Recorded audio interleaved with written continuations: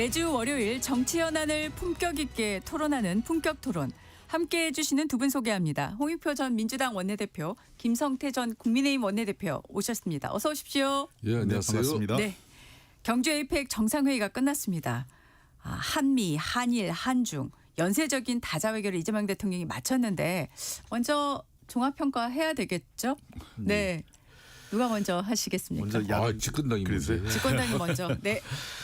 네, 아무래도 전체적으로 굉장히 후한 점수를 줘야 되지 않을까 싶습니다. 네. 뭐 제가 여당이라서 그런 게 아니라 이번 우리가 지난 12월 3일 1년 전에 저 비상계엄 그다음에 내란 또 대선까지 거치면서 탄핵과 대선을 거치면서 상당히 혼란스러웠고 양자 외교, 다자 외교 다 정상적으로 작동하지 못한 한 6, 7개월이 있었지 않습니까? 네. 그런 것을 감안하면 소위 민주주의 회복 탄력성이랄까요? 우리나라 국가가 정상화돼서 외교 무대 정상적인 국가로 복귀했다는 것을 확실하게 보여준 자리였다 이렇게 보고요. 그리고 두 번째는 에이펙 의장국으로서 다자주의에서의 한국의 외교력을 훌륭하게 보여줬다는 점. 그리고 마지막으로 한미 정상회담 또는 한중 정상회담 등등을 통해서 또 특히 엔비디아하고의 GPU 확보 등등 이런 정치 외교는 물론이고 경제 통상 등 그다음에 또 AI와 같은 미래 첨단 기술 산업까지 다양한 분야에서 우리나라의 국익을 많이 확보한 실익까지 챙긴 그러니까 명분과 실익을 모두 챙긴 다자 정상회담 에이펙 정상회담 아니었나 생각합니다. 네. 김 대표님은 어떻게 평가하시겠습니까?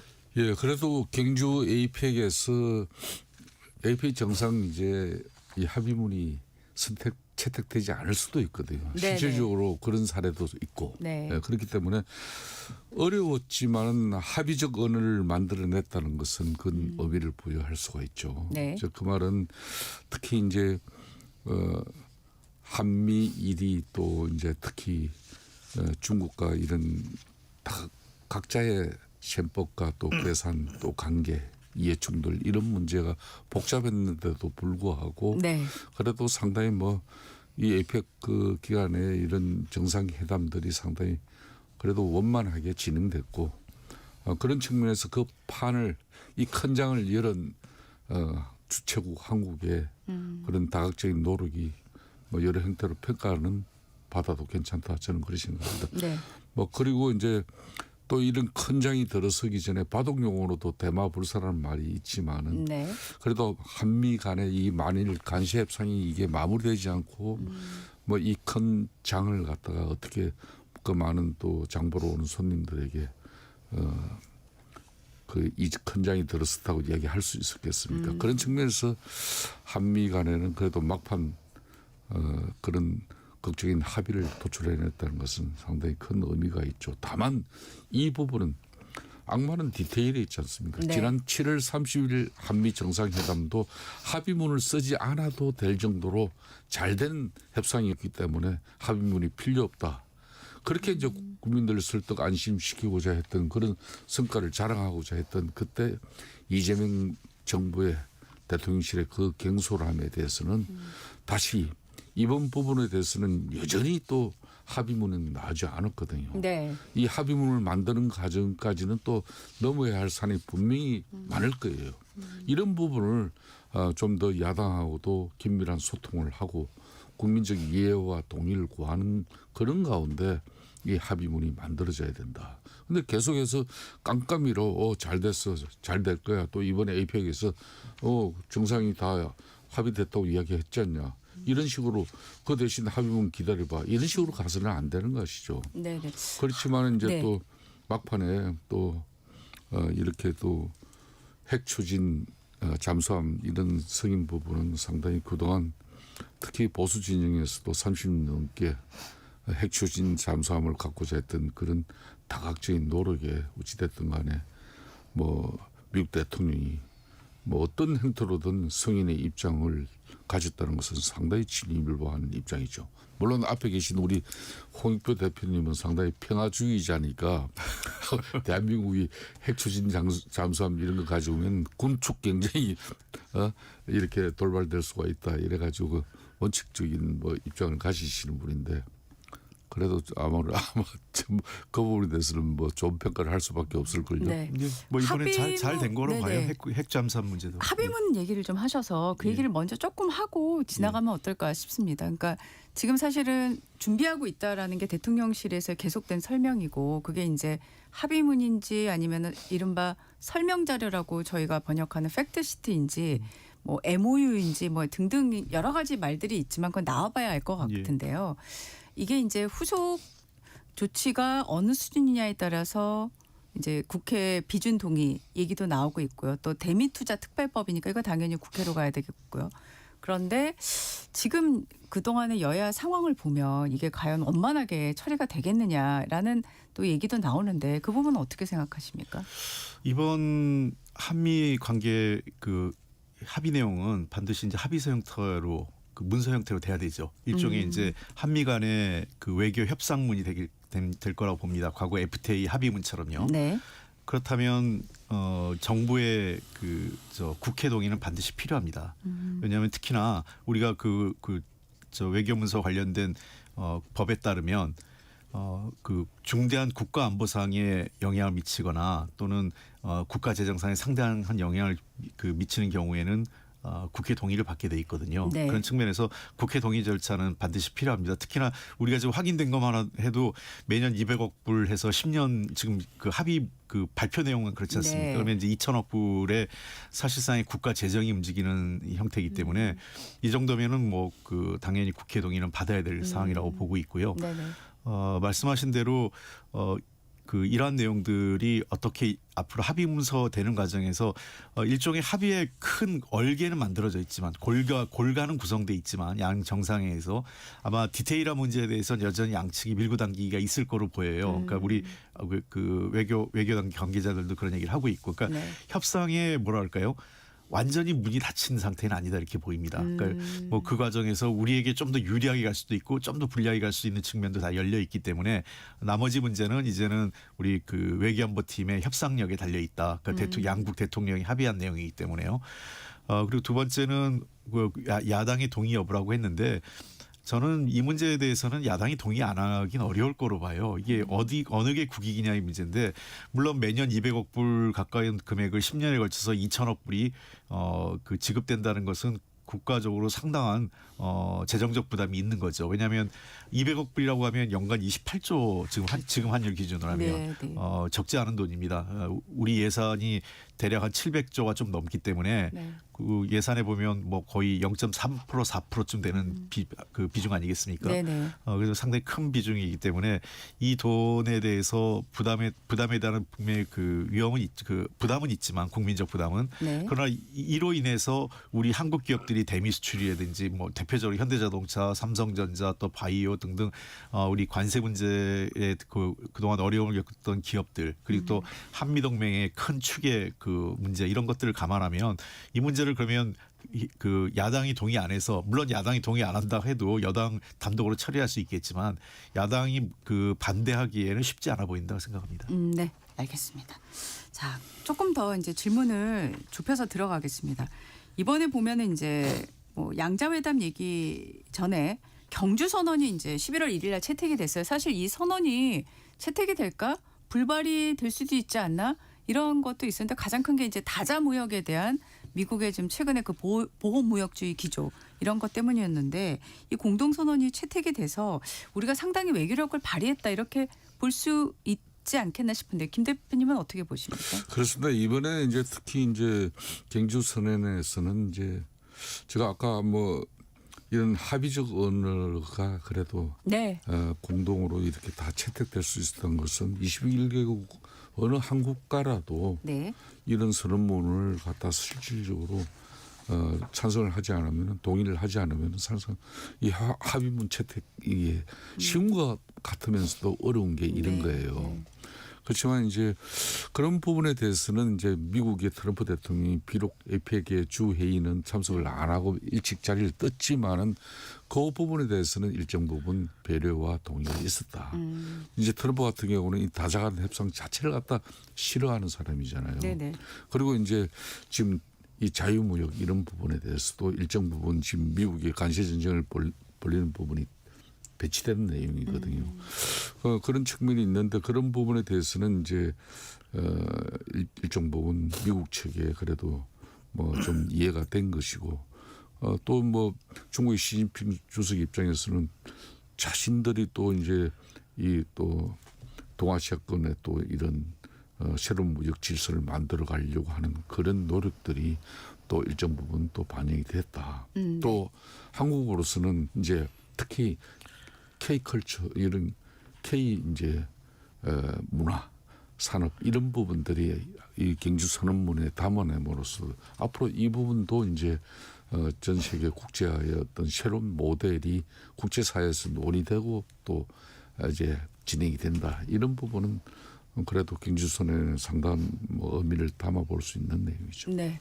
경주선언의 그 다자에 관련된 정신이 이렇게 들어간 것에 대한 평가는 굉장히 높이 보시는데 홍 대표님도 마찬가지 생각이신가요? 그렇습니다. 뭐 네. 그 현재 상황에서는 최선을 당한 것 아니냐 보입니다. 네네. 왜 그러냐면 네. 원래 에이펙이라는 게 89년도 만들어지고 그 이후에 90년대 초반에 이제 정상회담으로 처음에 외교부 장관을 했다가 네. 정상회담을 격상된 건데요. 중요한 것은 그 당시 이제 WTO 체제와 지역 그 경제협력체 간의 상호 그 시너지 효과를 내는 게 핵심이었습니다. 그래서 네. 에이펙이 추구한 것은 개방적 지역주의였어요. 그런 측면에서 WTO하고 같이 한 묶음으로 이해를 했어야 됐고 네, 실제로 네, 네. 외교부 장관 회의에서는 요번에도 WTO에 대한 정신을 그 확인하는 내용이 들어 내용이 있었습니다. 들어갔죠. 네. 하지만 정상회담에서 빠졌는데 네.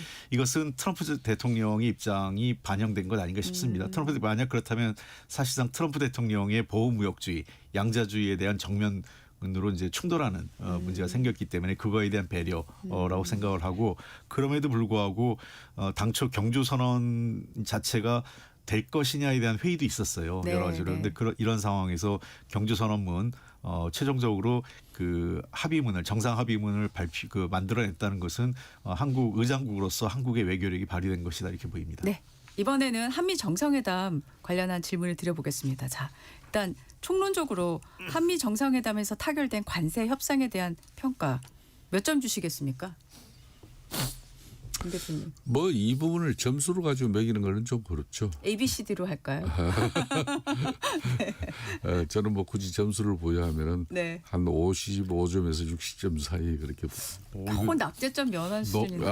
낙제인데요. 55점이면. 아니 뭐 거의 그래도 이제 뭐 낙제점은 면하는 수준이죠. 60점. 왜 그렇게 주시겠습니까? 그게 이제 실질적으로 이제 한미 관세 협상에 있어 가지고도 실질적으로 결국은 마지막은 트럼프 대통령이 바라는 대로 다 됐어요. 트럼프 대통령이 그때 이제 한미 정상회담을 마치고 그 밤 사이에 이제 아침 일찍 미국 국민들에게는 6천억 불을 한국에서 땡겼다. 그러니까 이런 이제 소설 계정을 통해서 얘기를 했죠. 그 다음에 6시 30분에 이제 원자력 핵 추진 잠수함을 자기는 승인한다. 단 미국의 필라 조선소에서 이걸 건조해야 된다. 필리 조선소에서. 예. 네네. 그런 이야기를 했잖아요. 즉 이 말은 이 한미의 경주 공동선언 입장에서는 한미 동맹이나 또 북핵, 한반도 이런 평화 등에 대한 기존의 이제 공동 보조를 재확인한 부분에 대해서는 상당히 의미를 부여해요. 그렇지만 이제 앞으로 육자 회담에 그런 새로운 돌파구가 될 만한 그런 소재를 제공하지 못한 점에서는 상당히 실망스럽다는 지적을 할 수밖에 없는 거예요. 다만 이제 또 정상 간의 가장 높은 수준의 이제 이 공동 문서가 공동 선언이 되잖아요. 네. 그런데 이제 그 공동 선언 채택은 이제 한미 간에 앞으로 상당히 큰 이정표가 될 수도 있습니다. 그런데 이 공동 선언을 하면서 합의문이 나오지 않은 거예요. 그게 이제 결론은 완전하게 이야기를 다 서로 정말 큰 충돌이나 오해 앞으로 발생하지 않을 정도로 협상이 다 마무리되고 이 공동 정상 간의 공동선언도 만들어지고 거기에 따라서 합의문도 나오고 이게 상식적인 내용이고 절차거든요. 네네. 그렇기 때문에 결론은 아까 말한 6천억 불 이야기했죠. 우리는 분명히 3,500불이고 2천억 불은 10년간 쉽게 말하면 분할 투자인데 그리고 1,500불은 마스가 그러니까 네네네. 결국은 조선을 통한 우리가 투자고 그런 건데 지금 반도체만 보더라도 원래는 이게 7월 30일 같은 경우는 반도체는 최애국 대우를 한다 그러거든요. 그렇죠. 그런데 이번 합의 같은 경우는 최애국 대우가 아니라 대만 수준이라 그랬단 네. 말이에요. 예? 그거 하나만 보더라도 그렇고 그 이후에 그러면은 핵추진 잠수함을 갖다 승인을 했는데 어떤 내용으로 만드는 거야? 한국에서 만든 핵추진 잠수함은 이제 아니고 결국은 자신들 필리 조선소에 그런 핵추진 잠수함을 만들기 위한 그 필리 조선소의 인프라를 구축하려면 3년에서 5년 걸려요. 그리고 엄청난 또 투자가 이루어지고 난 이후에 미국의 원자력 협정까지 이루어지고 미국의 또 그 법안까지도 또 통과가 돼야만이 네네. 그게 만들어지는데 이게 과연 선언에 불과한 것인지 그러면 가장 한국 정부는 빠르게 정말 핵 추진 잠수함에 대한 연료만 제대로 공급 승인을 받으려고 한 그런 기존의 입장에서 이걸 한마디로 트럼프 대통령이 대치기를 해버린 상태란 말입니다. 이걸 앞으로 한국 정부 어떻게 풀어나갈 것인가. 이걸 남겨놓고 끝난 회담이에요. 알겠습니다. 홍 대표님은 일단 뭐 ABCD 100점 만점 기준으로 몇 점을 주시겠어요? 뭐 아주 저는 좋은 점수를 주고 싶어요. 최고 점수요? 예, 제일 좋은 점수를 네네. 주겠는데 네. 이렇게 된 것 같아요. 지금 아까 이제 그 당연히 우리 김 대표님이 지적하신 것처럼 네. 통상의 정상회담은 이 보통 그 우리가 회담을 할 때 탑다운 방식과 바텀업 방식이라는 게 있잖아요. 네. 탑다운 방식은 정상이 합의하고 나서 그 합의문을 밑에서 정리하는 방식이 있고 네. 바텀업 방식은 밑에서 정리가 다 된 거를 위에 정상이 사실상 세레머니식으로 하는 건데 네네. 예, 일반적인 정상회담의 형태는 과거나 지금까지 기존의 관행은 바텀업 방식입니다. 그러니까 외교부 관료들 또는 경제부처 관료들이 모여서 세부적인 내용이 다 합의가 되면 네. 그걸 이제 정상이 모여서 우리 이렇게 모양 좋게 얘기하면서 덕담하면서 그 사인을 사인하는 거거든요. 그 내용에 대해서. 네네네. 근데 트럼프 대통령은 좀 방식이 좀 다르던 것 같아요. 그래서 왜 그러냐면 이번 그 한미 정상회담 직전까지만 해도 사실은 그 관세 협상이 합의가 될 거라고 생각하지 않았어요. 많은 사람들이.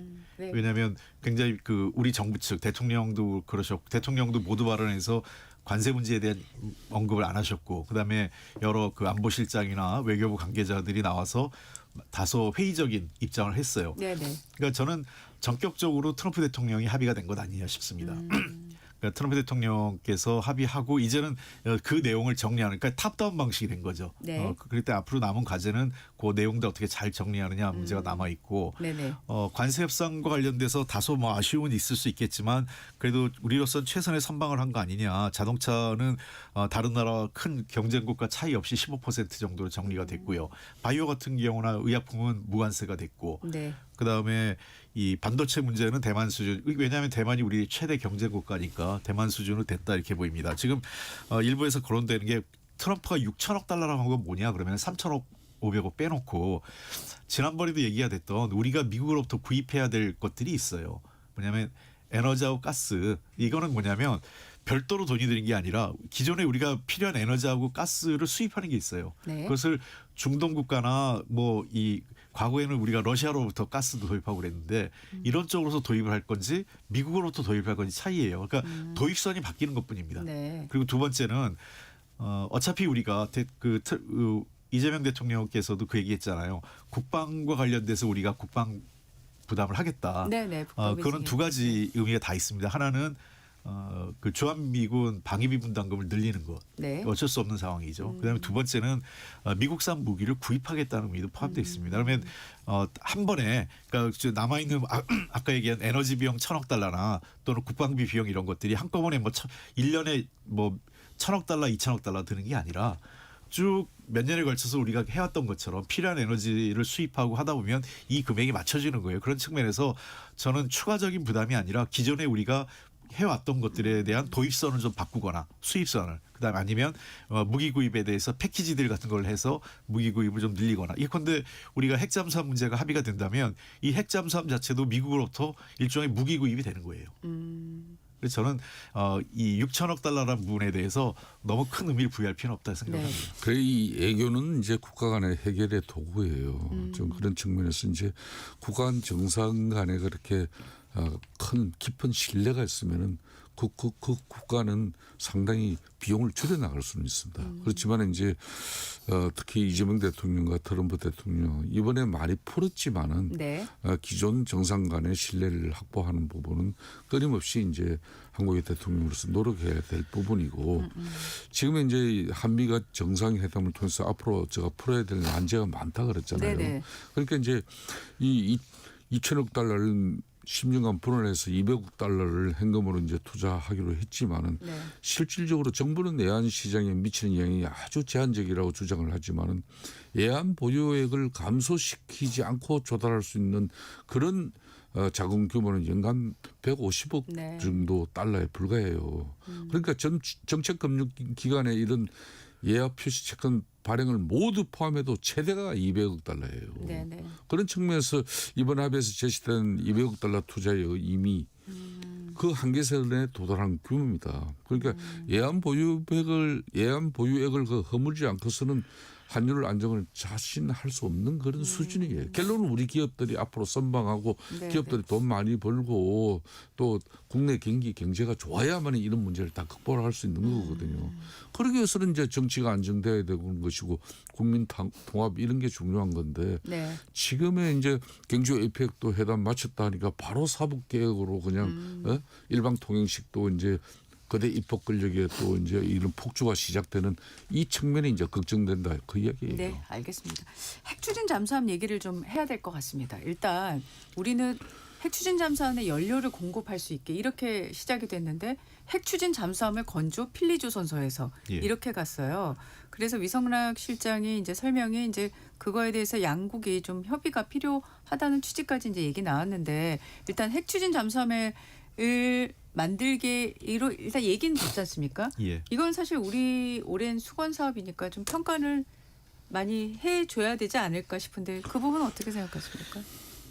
이 부분은 말씀하신 대로 그 94년 김영삼 대통령 때부터 이게 시작이 됐어요. 네. 그 오래전 수건 사업이죠. 네. 그때도 미국이 반대해서 동의하지 않아서 이제 미국 몰래 사실 러시아 기술까지 도입하려고 그러다가 이게 문제가 돼가지고 중단됐고 네. 그 노무현 대통령 때도 추진하다가 또 이제 그게 이제 사실이 이렇게 밖으로 노출되면서 또 네. 중단된 사례가 있어요. 그로 이제 진보 보수 정권 가리지 않고 핵 추진 잠수함, 핵 연료죠. 핵 연료 네. 추진 잠수함을 네. 확보하려고 노력을 해왔지만 번번이 실패했습니다. 이게 뭐냐면요. 이것을 갖고 있는 나라는 NPT 체제에서의 핵 보유국 5개국 플러스 인도밖에 없어요. 네, 네. 그러니까 우리가 아는 일본, 호주 뭐 이런 나라도 갖고 오커스의 국가인 네. 그런 나라도 네. 갖고 있지 네. 않단 말입니다. 결국은 이 문제에 대해서 우리가 이번에 그래도 트럼프 대통령의 동의를 끌어냈는데 저는 트럼프 대통령이기 때문에 가능했다고 봅니다. 네. 왜냐하면 우리가 그 딥스테이트란 말 하잖아요. 네, 네, 네. 실제로 정권과 관계없이 미국을 끌고 나가는 워싱턴에 관련한 싱크탱크가 있어요. 네. 이 사람들은 아마 동의하기 어려웠을 거예요. 계속 반대했고 앞으로도 이분들이 계속 어깃장을 놓을 가능성이 높습니다. 네. 트럼프 대통령은 얘기를 했지만 아까 이제 그래서 김성태 대표님 말씀하신 것처럼 이게 되기까지 많은 어려움이 있지 않겠냐 얘기하는 건 저도 동의합니다. 왜냐하면 네, 네. 트럼프 대통령 임기는 앞으로 얼마 안 남았고요. 이 딥스테이트는 계속 있단 말이에요. 그러니까 끊임없이 이 사람들은 추가적인 조건 또 어려움을 내걸면서 반대를 할 건데 다만 이번에 다행인 것은 처음으로 테이블 위에 올렸다는 거예요. 정상회담 테이블에. 그럼 앞으로 다른 트럼프 대통령은 물론이고 다른 어떤 대통령하고 얘기할 때도 이거 당신들이 합의해 준 건데 빨리 해달라. 우리가 보유하게 해달라. 이런 얘기를 우리가 당당하게 요구할 수 있는 상황 된 거예요. 계속 압박할 수 있는 우리의 이제 근거가 생긴 거죠. 정상 간 합의로요. 네. 그래서 다만 말씀하신 대로 필리조선소 정상화를 이제 이 트럼프 대통령이 끌고 나왔어요. 저는 두 가지 이유가 있다고 봅니다. 트럼프 네. 대통령이 마스가 프로젝트를 빨리 해달라는 내용도 하나 있고 네. 두 번째 입장은 아마 딥스테이트, 워싱턴의 딥스테이트를 설득하는데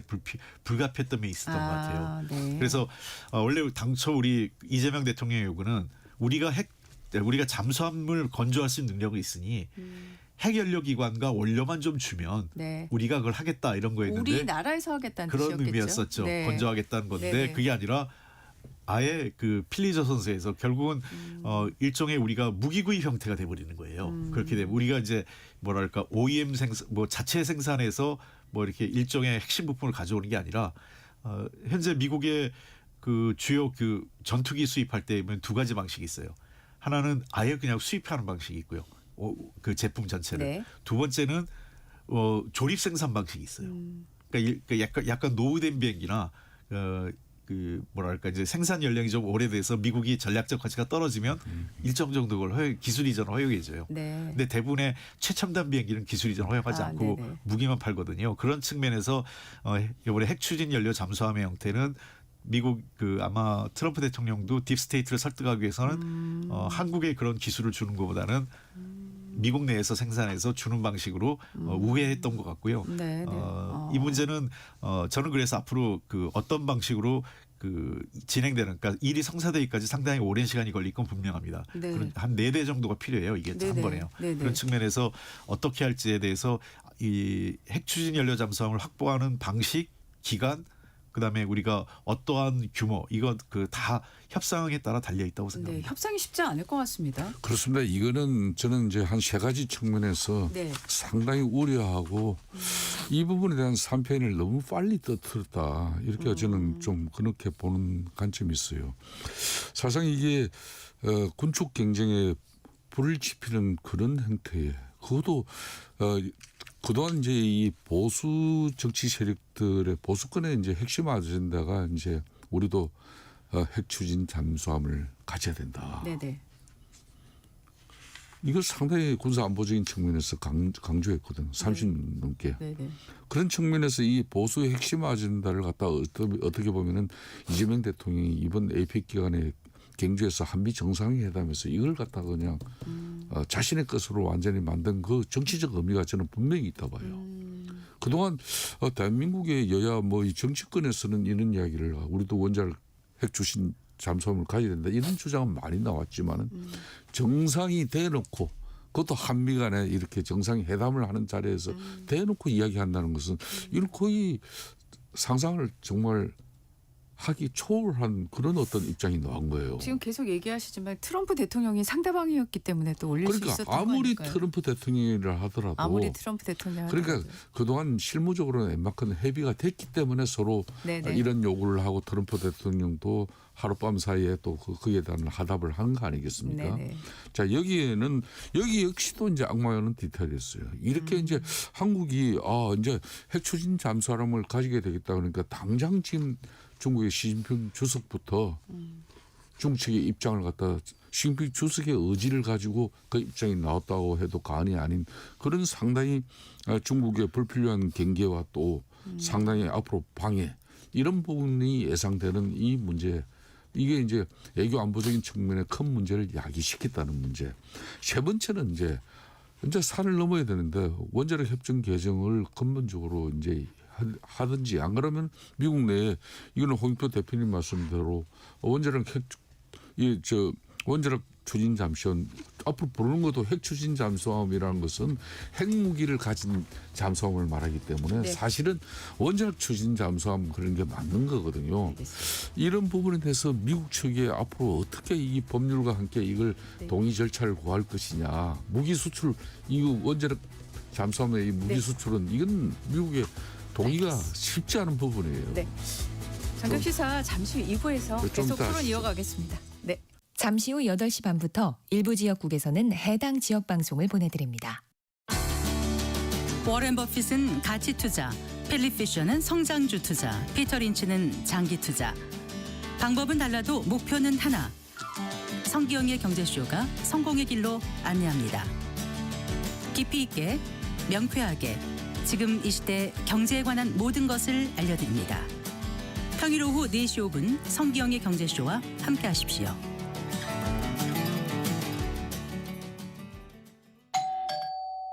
편지 왔습니다. 퇴근길 지친 당신에게 힘이 되는 뉴스를 전해드립니다. 매일 저녁 5시 5분 당신과 함께 읽는 세상 이야기 KBS 1라디오 뉴스레터 K 지금 시각은 8시 30분입니다. KBS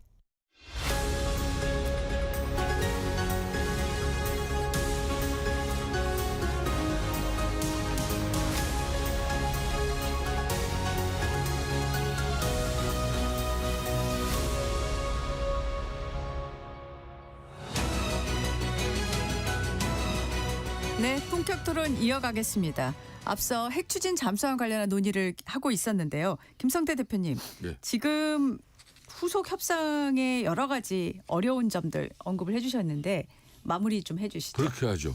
10월 30일 날 이제 그 트럼프 대통령이 이제 트루스 소셜에 네, 한미 군사 동맹은 어느 때보다도 강력해졌다. 또 나는 한국이 현재 보유한 그렇게 구식이고 기동성이 떨어지는 그런 디젤 잠수함을 대신해서 핵 추진 잠수함을 건조할 수 있도록 승인했다. 이게 이제 공식적인 트럼프 대통령의 입장이었어요. 네, 이제 그 전날 이제 이재명 대통령이 핵 추진 잠수함에 연료를 공급받을 수 있도록 결단해달라 이랬거든요.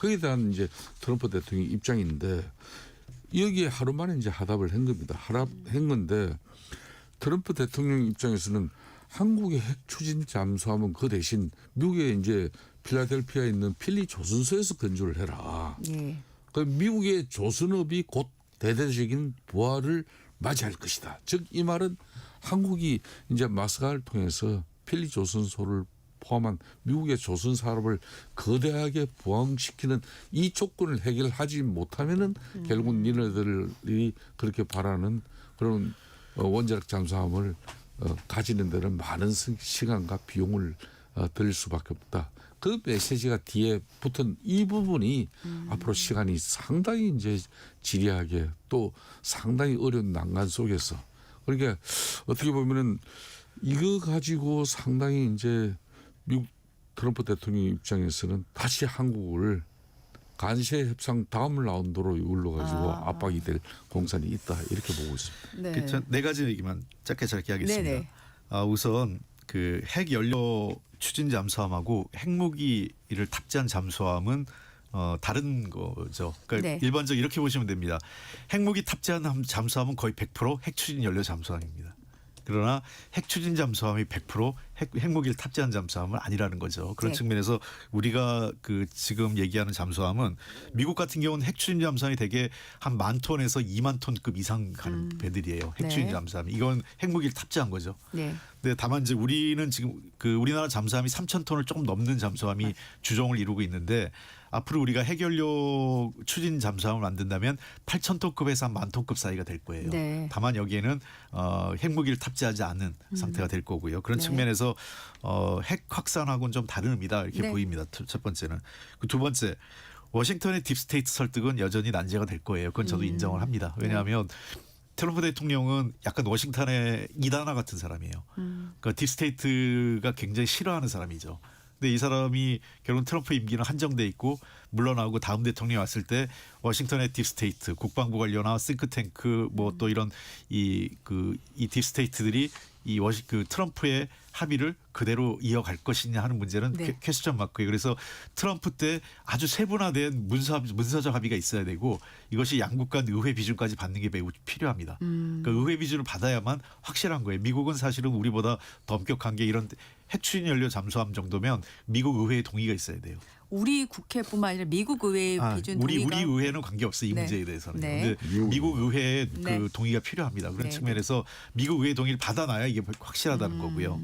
그다음에 세 번째 봐야 될 건 필리조선소 문제인데요. 저도 이 문제가 참 걱정돼요. 그러니까 필리조선소가 정상화되기 위해 돼야 되는데 우리 하나에서 투자를 하지만 미국의 조선 산업이 가장 경쟁력이 떨어진 거는 결국은 여러 가지 인건비를 포함해서 비용의 문제에서 따라갈 수 없거든요. 그러면 상당히 많은 비용, 예를 들면 한국이나 중국에 의뢰했을 때 비용이 뭐 1억 불이다 했을 때 배 한 척에 여기 1억 3,000불, 4,000불 주고 과연 필리조선소에 할까? 하는 문제가 숙제예요. 이 문제에 대해서는 앞으로 하나가 이 마스카 프로젝트 할 때 굉장히 고민스러운 부분일 거예요. 네. 비용 절감이. 네. 이게 잘 돼야 우리 핵추진 잠수함 문제까지 연계돼 있기 때문에요. 예. 네, 마지막 하나 진짜 저도 걱정되는 거는 이 동북아의 핵 확산과 군비 경쟁 문제는 좀 더 굉장히 중요합니다. 왜냐하면 핵 추진 잠수함을 우리가 갖게 되면 일본은 당연히 요구할 거고요. 네. 심지어 대만도 요구할 가능성이 있습니다. 아마 중국이 걱정하는 거는 한국보다 대만까지 요구할 가능성이 높다라는 것을 중국이 걱정할 가능성이 있고요. 네. 그런 측면에서 중국의 향후 외교적 대응이 어떨까 이런 게 걱정되고 아마 이렇게 되면 북한의 핵무장 전력화하는 문제가 사실상 이거는 어떤 의미에서 우리가 두 마리 토끼를 다 쫓기 어려운데요. 우리가 핵 추진 연료 잠수함을 갖게 되는 순간 북한의 비핵화 문제는 그 트럼프 대통령이 두 가지를 다 던진 거죠. 그 북한을 사실상 핵무력 국가로 인정하면서 우리한테는 핵 추진 잠수함을 주는. 네. 그런 분석도 나오고 있습니다. 이거에 대해서 네. 그럼 우리는 어떻게 해야 될 거냐, 네. 어느 게 우리 국익에 맞느냐 이런 문제는 남아 있는 거죠. 알겠습니다. 큰 숙제들이 사실 남아 있어서 그럼. 하나하나 잘 해결해야 되는 그런 상황인 것 같습니다. 자, 그 한중 정상회의로 넘어가겠습니다. 이번 한중 정상회담에서 많은 뭐 얘기들이 오간 것 같습니다만 우리가 이제 회담 전에 기대했던 게 이제 북핵 대응, 서해 구조물, 한안령입니다. 근데 이 회담 결과는 이 세 개가 얼마나 담겼을까? 어떻게 평가하십니까? 그러니까 이제 이번에 경주 에이펙 정상회의를 뭐 이 회의 계기로 네. 이재명 대통령의 이제 외교관에 대해서 웬만큼 다 우리 국민들도 네네. 전 세계 또 외교가에서도 네. 뭐 나름 평가를 할 수 있지 않겠습니까? 네. 그러니까 한미 한일에 이어서 마지막 이제 한중 정상회담으로 이제 마무리가 된 건데, 그러니까 이재명 대통령은 시진핑 이제 중국 국가 주석 같은 경우는 전략적 소통을 강조하자, 이걸 이제 상당히 중요히 여겼어요. 그러니까 전략적 소통이라는 것은 양국 현안이 이제 갈등으로 번지지 않도록 사전에 조율하자는 그런 뜻이에요. 네네. 그러니까 이제 두 정상은 그런 측면에서 이제 양국 관계를 호혜적 안정적으로 또 발전시키자는 그런 원론적인 측면에서 공감이죠. 그렇지만 이제 한미 동맹을 근간으로 하면서도 중국하고 대립하지는 않겠다는 그런 실용 외교가 이제 어떻게 보면 일정 부분은 시진핑 주석에게도 뭐 웃는 얼굴에 침 뱉지 못하는 정도의 인정은 받았다. 저는 그렇게 봐요. 네네. 그래서 이제 2016년 그러니까 사드 갈등 이후에 그 한중 관계는 계속 내리발길이었잖아요. 예. 그런 측면에서 이번에 이제 그런 회담이 끊겼던 회담에서 물론 시진핑 주석이 다음 차기 이제 개최국이 중국이기 때문에 그 경주 APEC에 당연히 와야 되는 사항이었지만은 네. 그렇지만은 70조 규모의 그런 한중 통화 서퍼 이런 걸 또 연장하고 또 실질적 경제 협력 부분도 이제 뭐 또 웬만큼 이야기도 됐고, 그렇지만 아까도 이야기했지만 한안령이라든지 또 서해 중국의 그 구조물이라든지 뭐 이런 부분에 대해서는 전혀 지금 접근 이야기도 사실상 제대로 꺼내지는 못했거든요. 여기에 또 중요한 부분이 또 하나 있어요. 네. 지금까지는 이제 한반도 비핵화를 위해서 사실상 북한의 핵 보유 자체를 갖다 중국도 국제사회에서 인정하지 않는다는 입장이 있는데 이번에 그 이야기가 쏙 빠져버렸어. 그러니까 사실상 물론 이제 이 한중 정상회담을 앞두고 북한이 또 이제 개국 꾸지 말라고 이야기했잖아요. 네네. 상당히 그런 부분이 이제 영향을 받은 부분이 있는데 저는 그런 측면에서 앞으로도 중국은 지금 이제 그동안 북한이 러시아와 밀착된 그런 부분을 일정 부분 다시 이제 중국이 또 원상 회복시키려고 하는 그런 노력 측면에서 북한의 실질적인 이제 이 핵 보유는 국제사회에서도 그냥 인정 부리기로 그냥 중국이 실질적으로 자세 태도 전환이 이제 이번에 나는 이루어지는 그런 계기가 됐다 이렇게 봐요. 그런 측면에서 이런 비핵화 시진핑 주석이 이제 아무리 이재명 대통령이 시진핑 주석에게 북한 이 비핵화 구상을 갖다 소개하고 또 대북 대화 재개에 또 중국이 건설적 역할을 해달라고 또 당부도 하고 또 중국 정부하고 발표한 회담 결과에 대해서도 뭐 여러 가지 내용이 있지만 이 핵심 내용들은 지금 다 빠져 있거든요. 그래서 이 이재명 대통령의 실용주의 회계는 자 한미 원자력 협정 개정을 통해서 한미 핵 추진 잠수함을 가지는 부분도 중요한데 중국의 여전히 눈치를 보면서 북한도 일정 부분 이제 핵 보유국으로 지위를 갖다가 살상 인정해주는 그런 이 패턴의 큰 변화. 그럼 앞으로 이 국제사회를 특히 유엔 안보리 중심으로 어떻게 또 설득 변화시켜 나갈 것인가. 이게 이재명 대통령 입장에서는 엄청난 큰 숙제를 이번에 가졌습니다. 네. 홍 대표님은 한중 정상회담 어떻게 평가하십니까? 글쎄 뭐 처음에 이번 자리는 뭐 어떤 구체적인 성과를 얻긴 쉽지 않은 자리였을 것 같아요. 네. 앞으로도 그 얘기하신 대로 이런 문제를 왜 그 얘기 안 했겠나 싶어요.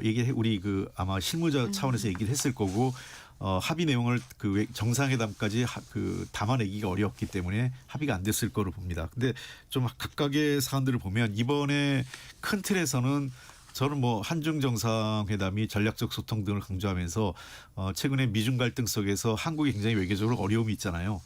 그런 측면에 대해서는 그래도 중국과의 전략적 소통이라든지 한중 관계 중요성을 양국 정상이 공유했다는 점에서는 저는 뭐 진일보했다고 생각을 합니다. 네. 다만 이제 강론에 들어가서 말씀하신 대로 이 한한령 같은 경우는 저는 시기의 문제지 잘 될 거로 봐요. 잘 될 거로. 예, 네. 이 한한령 문제는 최근에 네. 중국이 단계적으로 좀 푸는데 네. 그 여행 자유와 같은 문제도 좀 풀렸지 않습니까? 한 1, 2년 사이에. 그런 측면에서 한한령 같은 경우는 시간의 문제지 이거는 계속 막지 않을 것이다 이렇게 보고 있고요. 이제 두 번째 이게 서해 구조물 문제는 조금 민감합니다. 이 문제는 그 중국도 그렇고 과연 근데 이제 어떻게 정리가 될 거냐 하는 문제인데 요거는 조금 더 민감하게 작용이 될 것 같고 그다음에 세 번째 북핵 대응과 관련된 문제는 네. 저는 사실상 이제 북핵 대응에 접근 방법이 바뀌어야 될 때가 된 것 아니냐 이렇게 보입니다. 아까도 네. 얘기했지만 지난번 전승절 행사 때 북중러 3국 정상이 함께 모였잖아요. 저는 그 모습을 보면서 저거는 사실상 그 미국 반대 측에 있는 핵무기 보유국가 세 정상이 그냥 모인 것 아니냐 이런 느낌이 들었어요. 그러니까 중국과 러시아가 사실상의 인정. 그러니까 지금 그 미국이 이스라엘을 인정하는 것처럼 중국과 러시아는 북한 핵을 사실상 이제는 인정하는 단계. 더 이상 비핵화나 북핵 문제를 해결하는 것 자체는 쉽지 않다. 자기들 손을 떠났다 이렇게 보고 있는 것 같아요. 거기에 이제 트럼프 대통령까지 핵보유국 얘기가 나오면서 더 이제 그런 문제로 좀 넘어가는 단계인데 걱정스러운 부분이죠. 이런 문제가 이제 그 노골화될수록 뭐 우리나라도 그렇고 우리나라도 이제 비대칭 전략에 따른 불안감이 남아 있고 더군다나 일본은 더 그럴 거고요. 그 등등해서 동북아 지역에서의 그 핵 확산 그다음에 군비 경쟁 문제는 굉장히 중요한 어려운 숙제로 남아 있다. 이게 이제 우리나라로서는 도전과 위기가 같이 상존하는 것이라고 봅니다. 네. 사실 두 분의 얘기를 더 많이 듣고 싶은데 뭐 시간이 또 금세 지나가서요. 지금 이렇게 에이펙이 여전히 남아 있는데 해야 될 일도 많고요. 근데 이제 또 다시 이제 국회로 돌아오면은 지금 민주당에서는 오늘 사법 정상화 TF 발족을 또 예고했고 그 다음에 이제 재판중지법을 이번 정기국회에서 할 가능성을 또 열어놨어요. 예. 정기국회 전망 간단히 해주시고 마무리해야 될 것 같습니다. 그렇습니다. 이제 에이펙도 끝났고 한미 정상회담을 통해서 간시 협상도 일정 부분 마무리 지었다는 그런 분위기를 가지고 이제는 이제 국회의 시간을 또 만드는 것 같아요. 이 국회 시간에는 당연히 이제는 정청래 대표가 그걸 주도하고자 하는 것이고 이제 검찰 개혁이라는 그 미명 속에서 검찰은 실질적으로 해체쇼가 끝났고 이제는 제일 권력 집단으로 이제 민당이 보는 사법 개혁을 이제 손대는 건데 이 사법 개혁이라는 것은 결론은 대한민국 헌법의 상권 분립을 이게 어떻게 보면 훼손시킬 수 있는 엄청난 중대한 문제이기 때문에 이거야말로 국민적 공감과 여야 간의 충분한 협의를 통해서 접근해야 될 사안이지 민주당의 입장을 민주당만의 방식으로 이걸 해결하고자 하는 것은 엄청난 위험이다. 이런 말씀드리고 싶어요. 네, 홍 대표님. 그 두 가지인데 먼저 재판중지법 관련돼서는 이것은 대법원이 빨리 좀 정확하게 입장을 내면 좋겠어요. 그러니까 사실상 제가 아는 대법원의 입장은 84조에 따라서 현직 대통령에 대해서는 재판이 속개될 수 없다는 입장을 갖고 있는 것으로 알고 있거든요. 근데 이제 이것을 마치 각급 법원에 떠넘기다 보니까 판사들은 원론적으로 하면서 어떤 판사는 할 수 있다고 생각하는 사람도 있겠죠. 그러니까 이 문제는 대법원이 법원장 회의를 통해서 정리하면 재판중지법을 만들 이유가 없죠. 왜냐하면 84조의 해석이 그렇다라고 대법원이 결정을 하면 되니까요. 네네. 그다음에 두 번째 사법개혁과 관련돼서는 이미 당 정청래 대표나 당에서 연내 사법개혁 얘기를 했기 때문에 사법개혁을 연내 마무리하겠다는 민지 이제 시작하겠다는 민지 이건 두 가지가 다 열려 있다고 봐요. 왜냐하면 TF가 이제 만들어졌기 때문에 물론 지금까지 어느 정도 합의된 내용도 있지만 그걸 바탕으로 해서 연내 입법화하는 것이 아주 중요한 그러니까 우선순위에 따라서 그 정해지는 것과 전체가 한꺼번에 패키지로 될지는 좀 봐야 되겠습니다만 어쨌든 당은 뭐 연내 또는 내년 상반기 이전까지는 사법개혁을 마무리할 생각인 것 같습니다. 네. 본격 토론 홍익표 전 민주당 원내대표, 김성태 전 국민의힘 원내대표와 함께했습니다. 두 분 고맙습니다. 예, 감사합니다. 감사합니다. 정규 식사 듣고 계신 지금 시각은 8시 45분입니다. 날씨 듣고 오겠습니다.